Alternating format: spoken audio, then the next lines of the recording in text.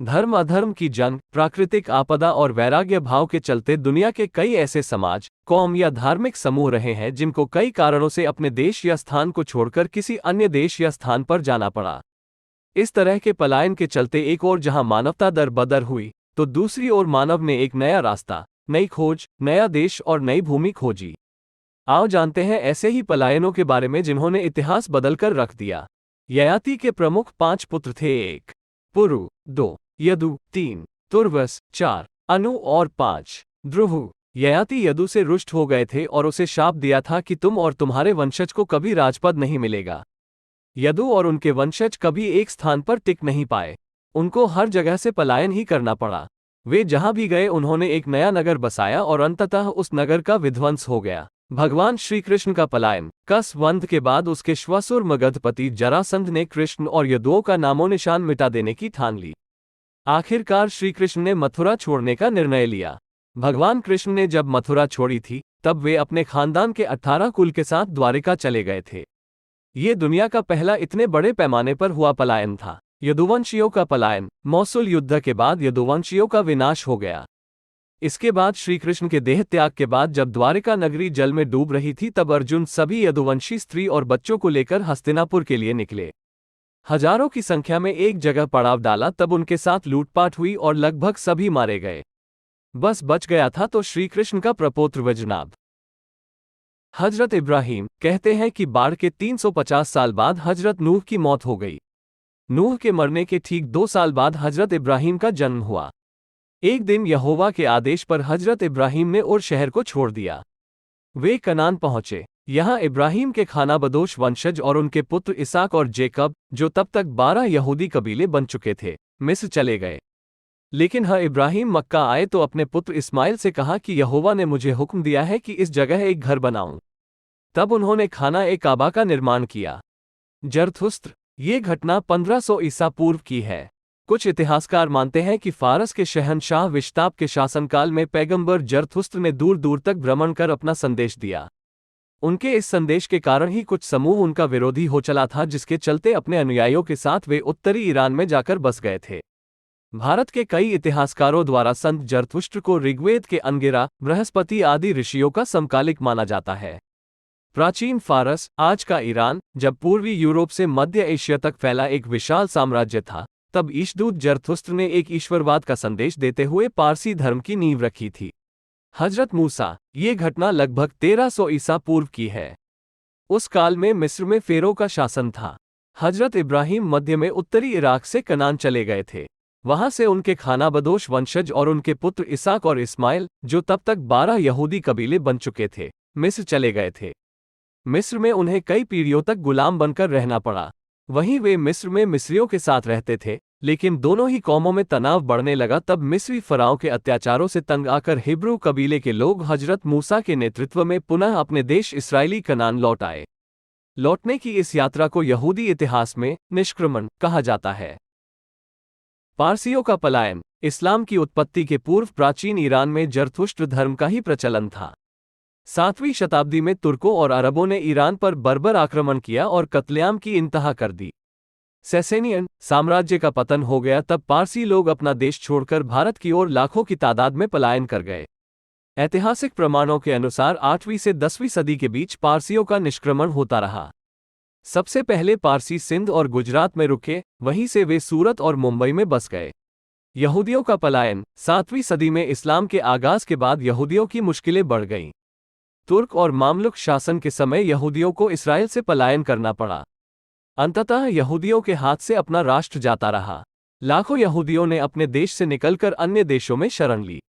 सैकड़ों वर्ष की लड़ाई के बाद मई 1948 में इस्राएल को फिर से यहूदियों का स्वतंत्र राष्ट्र बनाया गया। दुनिया भर में इधर उधर बिखरे यहूदी आकर इस्राएल में बसने लगे। अब यहूदियों की संख्या दुनिया भर में 1.4 करोड़ के आसपास सिमट गई है। दुनिया की आबादी में उनकी हिस्सेदारी मात्र 0.20% है। अहमदियों का पलायन। मुसलमानों को कट्टरता के दौर से बाहर निकालने के उद्देश्य से ही अहमदिया संप्रदाय की स्थापना 1889 ई में पंजाब के गुरदासपुर के कादिया नामक स्थान पर मिर्जा गुलाम अहमद ने की थी। भारत विभाजन के बाद अधिकतर अहमदिया पाकिस्तान को अपना मुल्क मानकर वहां चले गए। लेकिन विभाजन के बाद से ही वहां उन पर जुल्म और अत्याचार होने लगे, जो धीरे धीरे अपने चरम पर पहुंच गए। पाकिस्तान में लगभग 25 लाख से ज्यादा अहमदिया रहते हैं। कहते हैं कि 6 लाख से अधिक अहमदी लोगों ने अपना मुल्क छोड़कर चीन पाक की सीमा पर शरण ले रखी है, जबकि कुछ के परिवारों ने देश छोड़ दिया है। कश्मीरी पंडितों का पलायन। जम्मू और कश्मीर के कश्मीर में 1989 से 1995 के बीच पाकिस्तान प्रायोजित इस्लामिक आतंकवादियों द्वारा कत्लेआम का एक ऐसा दौर चलाया गया जिसके चलते पंडितों को कश्मीर से पलायन होने पर मजबूर होना पड़ा। इस नरसंहार में 6,000 कश्मीरी पंडितों को मारा गया। 7,50,000 पंडितों को पलायन के लिए मजबूर किया गया। 1,500 मंदिर नष्ट कर दिए गए। 600 कश्मीरी पंडितों के गांवों को इस्लामी नाम दिया गया। ये भारत का सबसे बड़ा नरसंहार और पलायन था। यजीदी समुदाय का पलायन। Foundation for India and Indian Diaspora Studies (FIDS) America की report flight of the Yazidi के अनुसार करीब 5 लाख यजीदी इराक के विभिन्न हिस्सों, तुर्की और विभिन्न देशों में विस्थापित हुए हैं। इराक में वर्ष 2014 में ही इस्लामिक स्टेट के आतंकवादियों ने यजीदियों पर हमले किए। इन हमलों में अनुमानित 50,000 लोग घायल हुए, 10,000 पुरुष मारे गए, जबकि 7,000 महिलाओं का अपहरण हुआ। 20,000 यजीदियों को मुक्त करवाया गया। रोहिंग्या मुस्लिमों का पलायन। 2 साल पहले म्यांमार की सेना की कठोर कार्रवाई से भयभीत होकर करीब 7 लाख रोहिंग्या मुसलमानों ने सीमा पार कर पड़ोसी देशों में शरण ली है। इन देशों में भारत और बांग्लादेश प्रमुख हैं। भारत में लगभग 60,000 रोहिंग्या मुस्लिम विभिन्न राज्यों में रहते हैं। ये लोग समुद्र, बांग्लादेश और म्यांमार सीमा से लगे चिन इलाके के जरिए भारत में घुसपैठ कर आए हैं। जम्मू और कश्मीर के हिंदू बहुल क्षेत्र जम्मू में लगभग 10,000 से अधिक रोहिंग्या मुस्लिमों ने शरण ले रखी है। बांग्लादेश और म्यांमार की सीमा पर रोहिंग्या मुस्लिमों का सबसे बड़ा शरणार्थी शिविर है, जहां लगभग 3,50,000 लोग रहते हैं। सीरिया और इराक से पलायन। इस्लामिक स्टेट के आतंक के चलते सीरिया और इराक से भागकर शिया, ईसाई और अन्य समुदाय के लोगों ने यूरोप के देशों में शरण ले रखी है। ऐसा माना जाता है कि अकेले सीरिया में 65 लाख से ज्यादा लोग विस्थापित हुए हैं, जबकि इतने ही इराक से। रिपोर्ट के मुताबिक तुर्की में सबसे अधिक शरणार्थियों ने डेरा बनाया है। आंकड़ों मुताबिक साल 2017 के अंत तक तुर्की में तकरीबन 35 लाख पंजीकृत शरणार्थी रह रहे थे। इनमें बड़ी संख्या सीरियाई लोगों की है। इसके बाद जर्मन, फ्रांस और ब्रिटेन का नंबर आता है, जहां लाखों की संख्या में इराक और सीरिया के शरणार्थी रह रहे हैं। तिब्बती पलायन। 14वें दलाई लामा के आदेश का पालन करते हुए लगभग 1,50,000 से ज्यादा तिब्बती अपने देश तिब्बत को छोड़कर पिछले कई सालों से भारत में रह रहे हैं। 1959 में तिब्बती विद्रोह निष्फल होने के बाद दलाई लामा भारत आ गए थे। उस समय वे 80,000 तिब्बती शरणार्थियों को लेकर भारत आए थे। तत्कालीन प्रधानमंत्री जवाहरलाल नेहरू ने उन्हें यहां रहने की इजाजत दी थी। तिब्बती शरणार्थी भारत के लद्दाख, उत्तराखंड और हिमाचल प्रदेश में रहते हैं। इसके अलावा कर्नाटक और ओडिशा सहित देश के अन्य हिस्सों में भी इनके कुछ समूह रहते हैं। बांग्लादेश से पलायन। बांग्लादेश के मुक्ति संग्राम के दौरान कहते हैं कि पाकिस्तानी सेना ने लाखों बांग्लादेशियों का कत्ल कर दिया था। उस दौरान लगभग 10 लाख से अधिक बांग्लादेशियों ने भारत में शरण ली थी।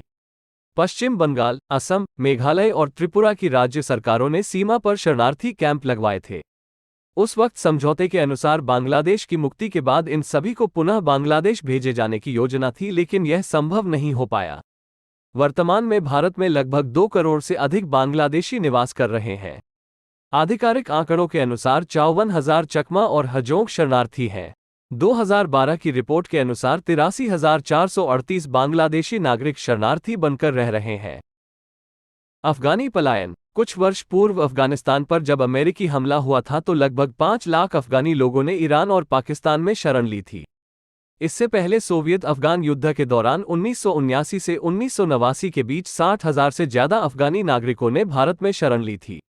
2017 में अफगानिस्तान से करीब 26 लाख लोग विस्थापित हुए हैं। UNHCR ने इस इजाफे का कारण अफगान बच्चों के जन्म को बताया है। साथ ही दूसरा कारण जर्मनी में अफगान लोगों को शरणार्थी दर्जा मिलने को कहा है। भारत विभाजन के दौरान विश्व का सबसे बड़ा पलायन हुआ था।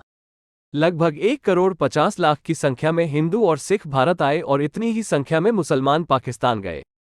कहते हैं कि इस दौरान 10 लाख लोगों का कत्ल किया गया। जिन हिंदू और सिखों ने पाकिस्तान में ही रहने का फैसला किया था, उन पर जब भिन्न भिन्न क्षेत्रों में अत्याचार बढ़ने लगा तो वे अपना देश छोड़कर भारत में समय समय पर शरण लेने लगे। इनमें हिंदुओं की संख्या ज्यादा रही। हिंदुओं में भी सिंधी समाज के लोग बड़ी संख्या में भारत आए। ये सिलसिला अभी तक जारी है। श्रीलंका से पलायन। भारत में श्रीलंका के 1 लाख से ज्यादा तमिल रहते हैं। इनमें से ज्यादातर 1970 में श्रीलंका में चरमपंथ की शुरुआत के समय भारत आ गए थे। ये लोग भारत के दक्षिणी राज्य तमिलनाडु के चेन्नई, तिरुचिरापल्ली और कोयम्बटूर और कर्नाटक की राजधानी बेंगलुरु तथा केरल में रह रहे हैं। दक्षिणी सूडान से पलायन। दक्षिणी सूडान से लोग बड़ी तादाद में भाग रहे हैं। यह अफ्रीकी देश पिछले लंबे समय से जातीय हिंसा और गृहयुद्ध झेल रहा है। संयुक्त राष्ट्र के मुताबिक ये देश सबसे बुरे आपातकाल के दौर से गुजर रहा है, लेकिन यहाँ की सरकार और विपक्ष अपने ही लोगों के मुद्दों को गंभीरता से नहीं ले रहे हैं। अन्य पलायन। 1944 के दूसरे विश्व युद्ध में लाखों यहूदी और जर्मन लोगों को पलायन करना पड़ा था। कहते हैं कि युद्ध के बाद लगभग 1 करोड़ 20 लाख जर्मन लोगों को पलायन करना पड़ा था। 1948 से 50 के बीच चीन और ताइवान के बीच तनाव के चलते 20 लाख लोगों को पलायन करना पड़ा था। इसी तरह अमेरिका और वियतनाम का जब 1975 के आसपास युद्ध हुआ तो लगभग 20 लाख लोगों ने वियतनाम से पलायन कर अन्य पड़ोसी देशों में शरण ली। 2 लाख से अधिक लोगों को अपनी जान गंवाना पड़ी।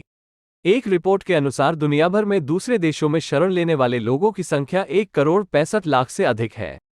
देश के भीतर ही देशवासियों के विस्थापन की संख्या 4 करोड़ बताई जाती है, जिसे आईडीपी कहते हैं, अर्थात इंटरनली डिस्प्लेस्ड पीपल।